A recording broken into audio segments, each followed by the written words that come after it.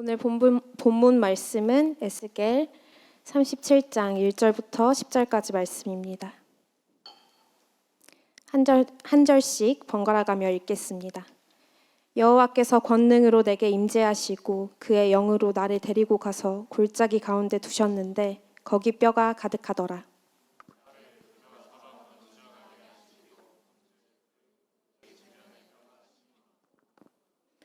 그가 내게 이르시되 인자야 이 뼈들이 능히 살 수 있겠느냐 하시기로 내가 대답하되 주 여호와여 주께서 아시나이다.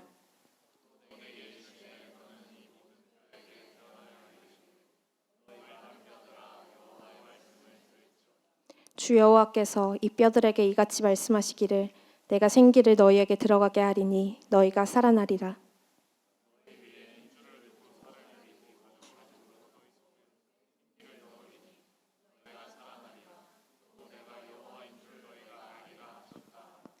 이에 내가 명령을 따라 대언하니 대언할 때 소리가 나고 움직이며 이 뼈 저 뼈가 들어맞아 뼈들이 서로 연결되더라.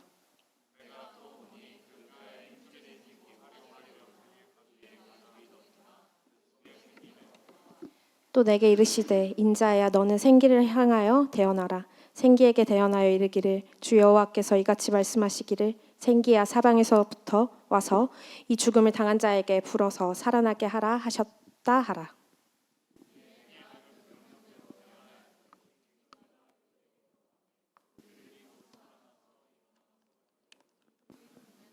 아멘. 아멘.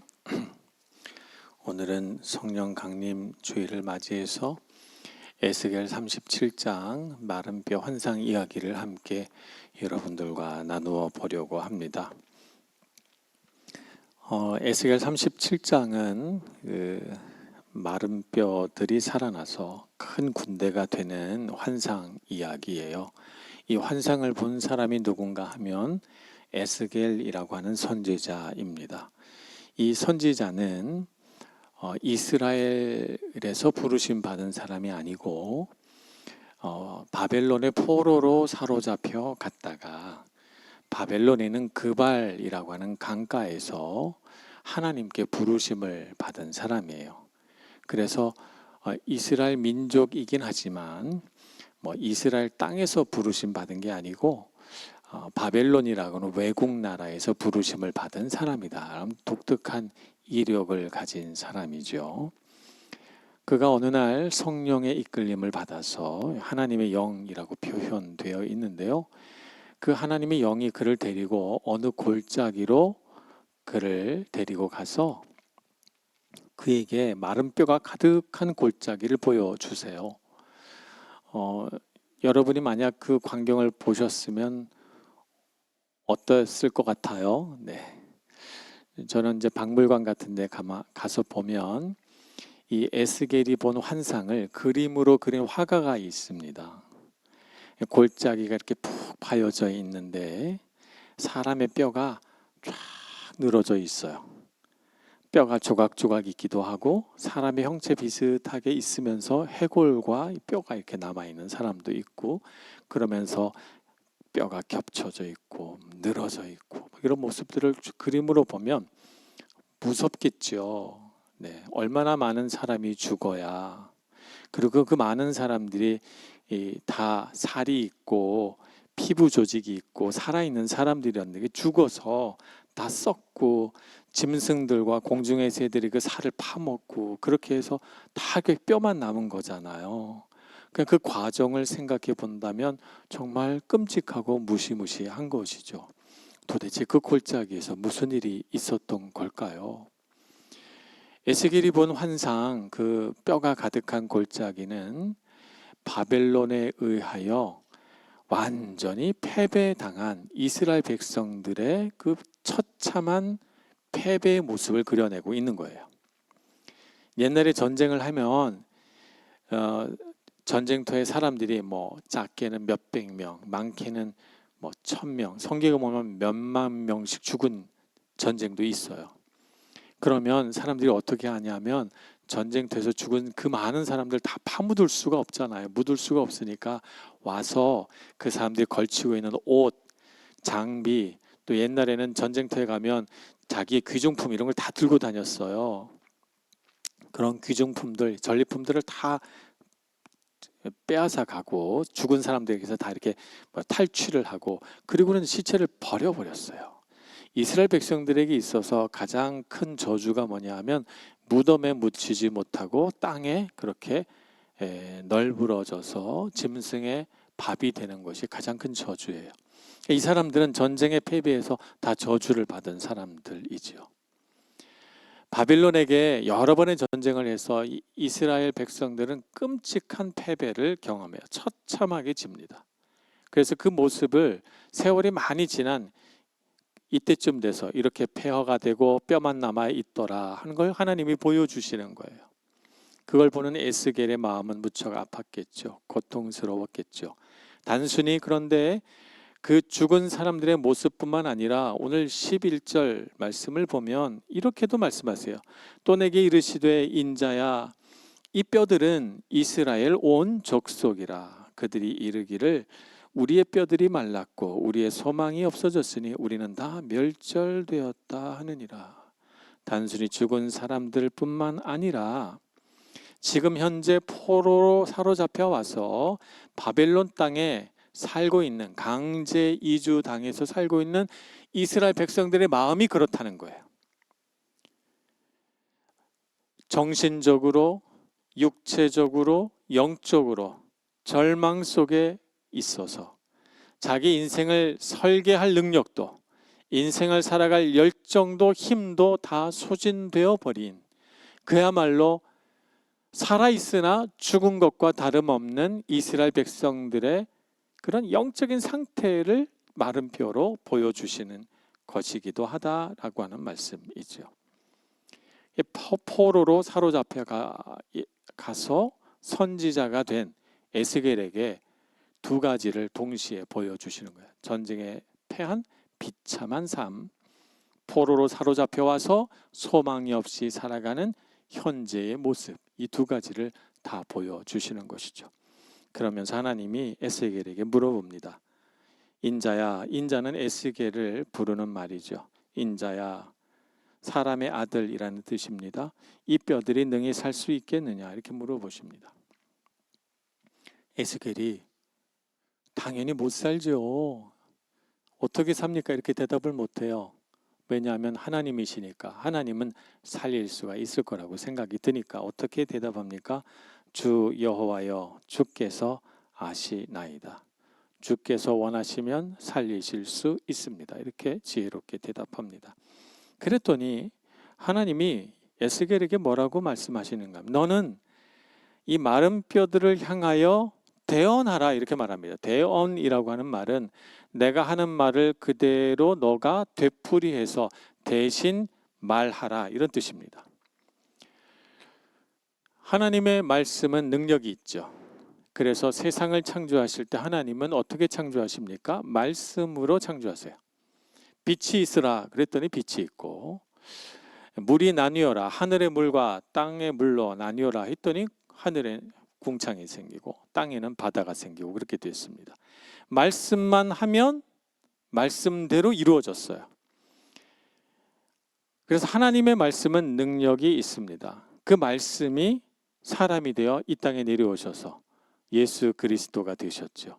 그 예수 그리스도께서 또 말씀하시니 병자가 낫습니다. 내 자리를 들고 걸어가라 했더니 걸어가고,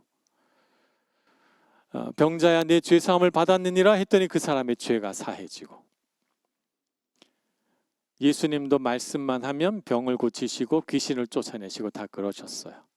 그러니까 하나님은 대언할 사람이 필요 없으세요. 그런데 굳이 에스겔에게 자 이제 내가 말을 할 테니 너는 잘 듣고 내가 한 말을 그대로 대언하라, 되풀이하라 이렇게 말씀하십니다. 그리고 하나님이 에스겔에게 말씀하셨을 때는 아무 변화도 일어나지 않는데 에스겔이 말하자 변화가 일어나죠. 왜 하나님은 에스겔에게 대언시키시는 것일까요? 왜냐하면 하나님은 사람을 통해 일하시기를 바라시고 사람을 처음 만드셨을 때부터 사람을 하나님의 동력자로 삼으셨기 때문입니다. 창세기에 보면 하나님께서 온 세상 만물을 창조하시고 짐승들을 각 종류대로, 세상에 있는 모든 식물들을 각 종류대로 하나님이 다 만드셔요.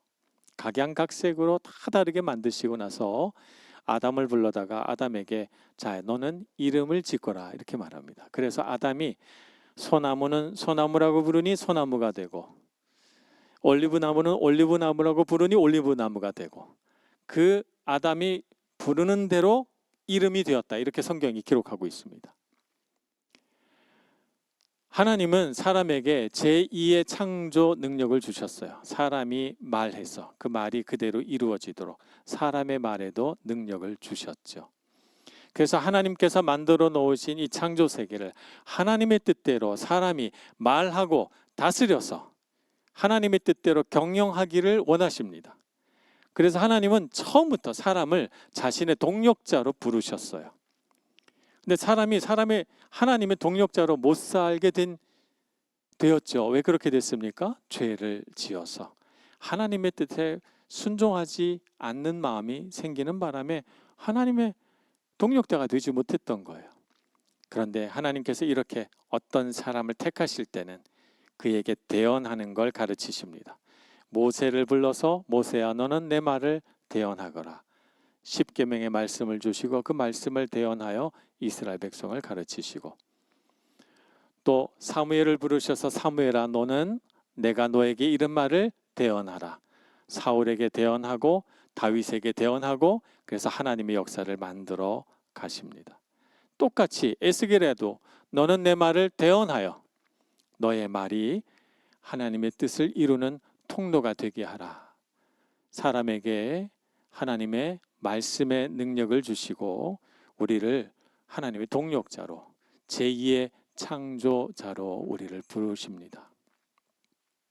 그래서 우리는 어떤 생각을 가져야 하냐면 내 말이 참 중요하구나 라고 하는 것을 기억하고 살아가야 합니다. 내가 하는 말이 하나님께 들리고 나에게 들리고 세상에 들린다 하는 것을 기억해야 됩니다. 그래서 우리는 말을 능력 있게 사용할 줄 알아야 되고 아름답게 사용할 수 있어야 합니다. 에스겔은 하나님의 말씀을 대언합니다. 뼈들아 일어나라 했더니 뼈들이 일어나고, 뼈에게 힘줄이 생기라고 했더니 힘줄이 생기고, 이제 살이 덮이고 가죽이 덮이라 했더니 그렇게 됩니다. 에스겔이 말한 대로 되어 갑니다. 이렇게 하나님께서 에스겔에게 말씀의 능력을 주심으로 에스겔 마음속에 뭐를 만들어 가시려고 하는 거예요? 믿음을 만드시고 소망을 주시려고 하는 거예요. 패배주의에 빠져서 절망에 빠져서 마른 뼈처럼 된 이스라엘 백성 중에 한 사람이 에스겔이잖아요. 외국 땅에서 포로로 사로잡혀간 바벨론 땅에서 부르심을 받아서 하나님 저에게 무슨 소망이 있습니까? 저는 언제 고향으로 돌아갑니까? 이 흩어진 이스라엘 백성들이 이제 다시 나라를 이루겠습니까? 아무 소망이 없던 에스겔의 마음에 에스겔아 보거라, 너가 말하면 말한 대로 된단다. 그러니 너의 입술에서 그 패배주의 말을 거두고 너의 입술에서 그 절망의 말들을 거두고 이제 너에게 이른 대로, 내가 너에게 가르쳐준 대로 능력 있는 말, 소망의 말, 생명의 말을 하고 살거라 라고 에스겔에게 가르쳐 주시는 것입니다. 그래서 여러분, 말을 할 때 그 말을 제일 먼저 듣는 분이 하나님이시고 그 다음이 나 자신이라는 걸 기억하셔야 돼요. 그래서 우리가 말할 때 능력 있게 말해야 됩니다. 성경의 말씀과 같이 내 입술에 하나님의 말씀을 담아서 하나님이 들으시게, 그리고 내 귀에 잘 들리도록. 그래서 여러분이 말씀을 읽다가 그 말씀이 너무 여러분 마음을 설레게 하고 여러분의 마음에 감동을 주면 어떻게 해야 돼요? 아멘 하고 하나님께 말하고 나에게 말해야 돼요. 그리고 여러분 좋은 말씀이 있으면 어떻게 해야 돼요? 그 말씀을 내가 먼저 내 입술로 암송해서 그 말씀을 하나님이 들으시게 하고 내가 들어야 돼요. 그것이 말씀을 대언하는 겁니다. 하나님께서 성경에 적어 놓은 그것을 내가 내 입술로 암송하고 고백함으로써 대언하는 거예요. 그러면 어떻게 돼요? 내가 말한 대로 이루어져요. 제가 대학교 다닐 때 저는 너무 어리고 또 가정적으로도 많은 어려움들이 있는 상태에서 대학생이 되었기 때문에 제 생각 자체가 굉장히 부정적이었어요. 생각이 부정적이니까 어떻게 됩니까? 말도 부정적으로 나와요. 그래서 좋은 것을 보면 좋다고 말하지 못하고, 좋은 것을 보면서 마음이 좋으면서도 좀 안 좋은 부분을 얘기해야 될 것 같은 생각을 항상 하고 살았던 거예요. 그런데 제가 하나님을 인격적으로 만나고 저에게 있어서 가장 놀라운 변화 중에 하나는, 어떤 일을 볼 때 부정적인 것이나 혹은 잘못된 것이나 부족한 걸 먼저 보거나 말하지 않고 긍정적으로 말하게 되었다는 거예요. 가만 세상을 살펴봤더니 세상에 완전하고 아무 흠이 없어서 내 마음에 꼭 드는 것은 단 한 가지도 없어요. 여러분 단 한 가지도 없습니다. 여러분 마트에 가서 물건을 고를 때 100% 마음에 드는 물건이 있어요? 옷을 사는데 정말 와, 이 옷 최고다, 내 인생 옷이야, 뭐 이런 옷을 발견한 적이 있습니까? 없잖아요. 없어요. 심지어는 내가 만들고 내가 수고한 것도 내 마음에 안 들어요. 여러분 노래 부르고 마음에 들어요? 노래하시는 분들 마음에 안 들잖아요. 다 와서 노래 너무 잘했다고 칭찬해 주는데, 나는 이 세상에서 제일 내 노래를 마음에 안 들어하는 사람 나예요. 나 마음에 안 들어요. 저는 지난 가을에 구역 찬양대회 때 부른 제 노래 아직도 고통받고 있습니다. 저는 왜 저렇게 불렀지? 그러면서 가슴을 치고 너무 후회하고 내리고 싶은데 고칠 방법이 없어요. 이 세상에 완벽한 건 없습니다. 그런데 여러분 어디를 봐야 돼요? 소망 있는 쪽을 보아야 합니다. 왜? 하나님께서 우리 부족한 것을 채우시기 때문입니다. 나는 바꿀 수 없지만, 나는 그 부족한 것을 채울 능력이 없지만 하나님은 하실 수 있으니까 하나님 안에서 소망을 가지는 거예요. 내가 긍정적으로 말하는 까닭은 긍정적으로 말해야만 되기 때문이 아니고, 하나님이 그렇게 일하실 줄을 믿기 때문에 소망 있게 말하는 거예요. 하나님께서 하실 것입니다. 하나님께서 이루실 것이다. 내 마음에 믿고 그것을 고백하고 그것을 다름 아닌 하나님의 말씀에 담아서 대언하는 거예요. 그것이 우리 삶을 바꾸어 낼 것이기 때문이죠. 그래서 여러분 하나님의 말씀을 마음에 꼭꼭 눌러 담고 여러분의 목에 메고 여러분의 마음판에 새겨서 그 말씀이 능력이 되어 여러분의 삶을 바꾸는 것을 경험하며 살아가시길 축복합니다.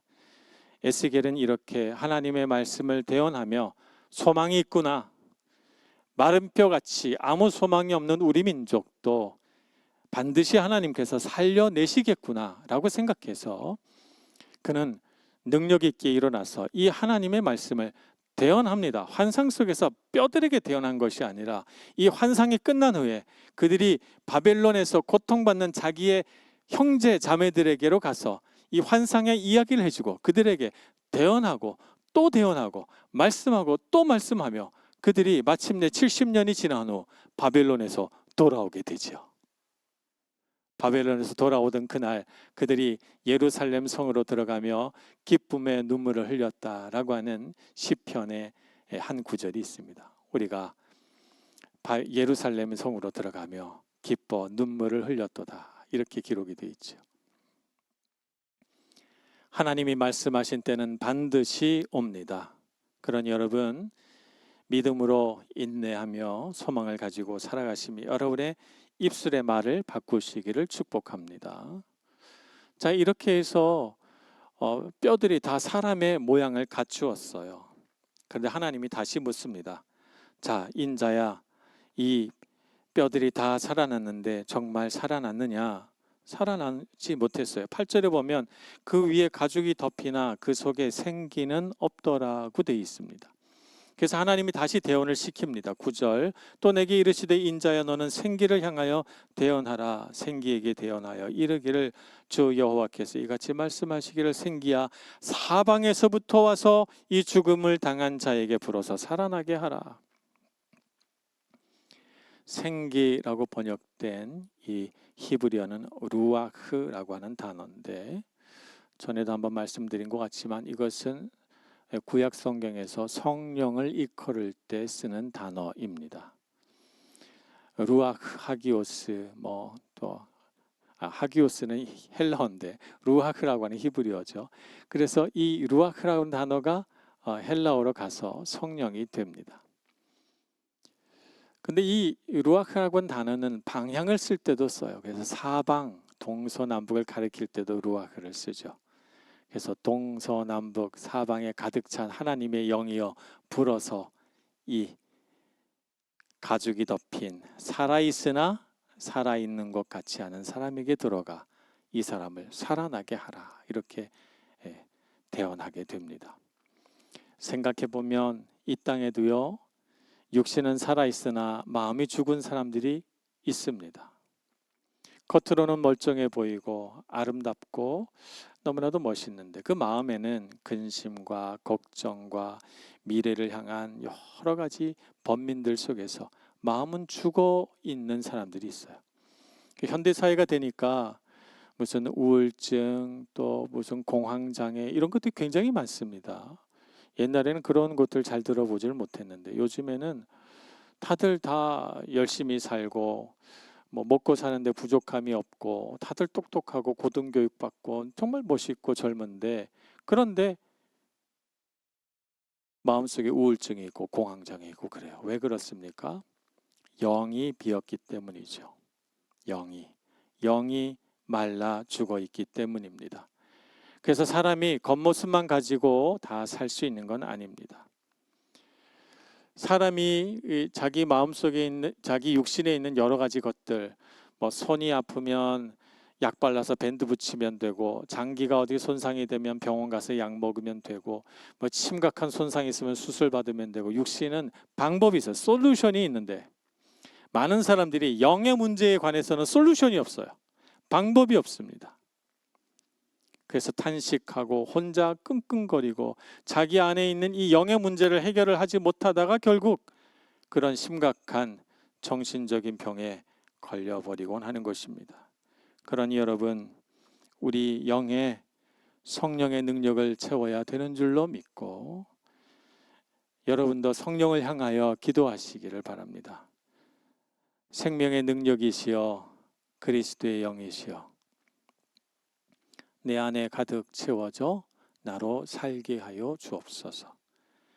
내 육신으로, 내 안에 있는 내 혼으로, 내 힘으로 살아가지 않고 하나님의 영으로 살게 해 주옵소서 기도해야 됩니다. 내 힘으로 살려고 하니까 지쳐서 쓰러지는 거예요. 내 힘으로 악을 쓰고 발악을 하고 온갖 일을 다 해봤는데 내가 원하는 만큼 내가 안 되는 거예요. 내가 원하는 만큼 내가 멋있는 인생을 살지 못하고 내가 욕심껏 바랬지만 내가 바라는 그 인생은 나에게 오지 않는다는 것을 깨달을 때 우리 마음속에 있는 나, 자, 성경에서 혼이라고 부르는 그 영역이 좌절해서 쓰러지고 마는 것이죠. 하나님의 영이 우리 안에 들어와 하나님의 계획을 말씀해 주시고 우리를 향한 하나님의 뜨거운 사랑을 알게 하고 우리를 향해 하나님이 얼마나 놀라운 계획을 갖고 계신지를 가르쳐 주실 때 우리 영이 살아나고 힘을 얻게 됩니다. 그러니 여러분, 육신과 혼으로 살지 말고 여러분의 영을 하나님의 영으로 가득 채워 영이 건강한 사람으로 살기를 축복합니다. 그래야 진짜 사람입니다. 이 세상을 살다 보면 내 힘으로 감당할 수 없는 많은 일들이 있습니다. 좌절하지 마시고 나는 왜 이것밖에 안 되는가 이렇게 묵상하지 말고 하나님이 일하실 때구나 생각하고 주님께 나와 기도하시고 성령께 간구하는 여러분 모두가 되시길 축복합니다. 기도하겠습니다. 하나님 아버지, 우리의 인생이 참으로 고달파서 우리 앞에 닥쳐오는 여러 가지 일들을 행하고 또 행하다가 지쳐 낙심하고 쓰러질 때가 많습니다. 우리의 마음이 낙심되어졌을 때 우리를 향하신 하나님의 크신 사랑을 알게 해주시고 우리를 위하여 그 아들 예수 그리스도도 아끼지 아니하시고 우리의 모든 연약함을 짊어지게 하셨던 것을 기억하며 소망을 얻게 하여 주옵소서. 그래서 그리스도께서 우리에게 보여주신 그 크신 사랑과 은혜를 힘입어서 일어나게 해주시고 살아나게 해주시고 능력 있게 하여 주옵소서. 예수님의 이름으로 기도합니다. 아멘.